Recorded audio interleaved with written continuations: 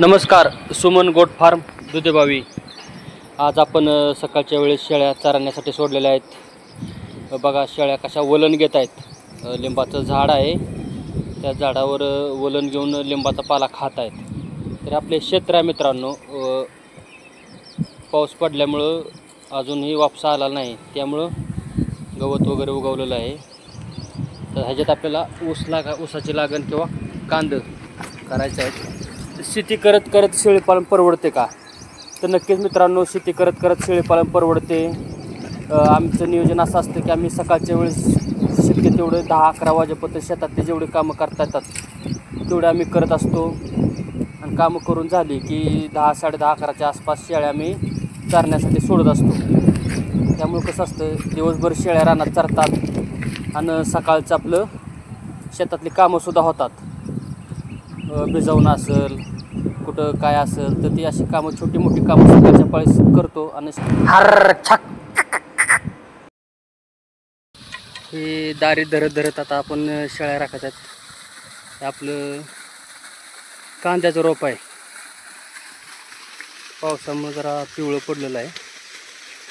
औषध पाणी करून भिजवायला चाललेलं आहे। आपले कुत्रे बसले आहेत बघा, बाजूच्या वावरात शेळ्या चरत आहेत। मस्त डोंगर परिसर आहे, हिरवा गार झालाय।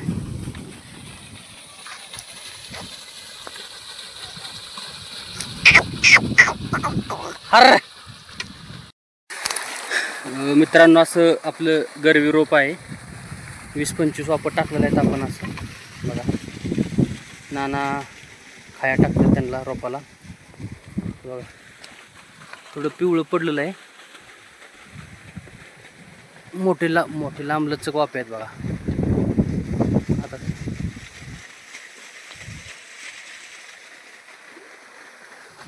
बाजूच्या वावरात आपल्या शेळ्या चरतात।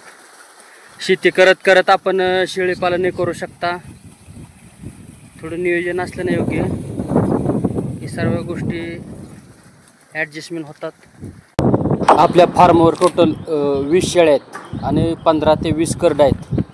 त्यामुळं शेळ्यांपासून शेतीला लेंडीखत मिळतं आणि लेंडीखत मिळाल्यामुळं पिकंही चांगली येतात।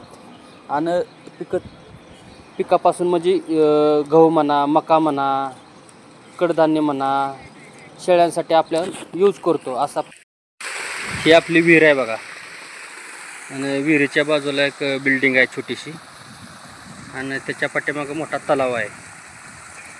त्याचं पाणी ह्याच्यामध्ये येतं आणि हे पाणी असंच खाली गाववाड्याला जातं।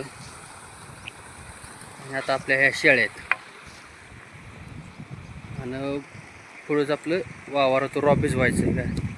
रॉब भिजवून झालेलं आहे। आता नाना शेळ्या घेऊन डोंगराला जाणार। शेती करत करत शेळीपालन करू, मस्त जोडधंदा आहे।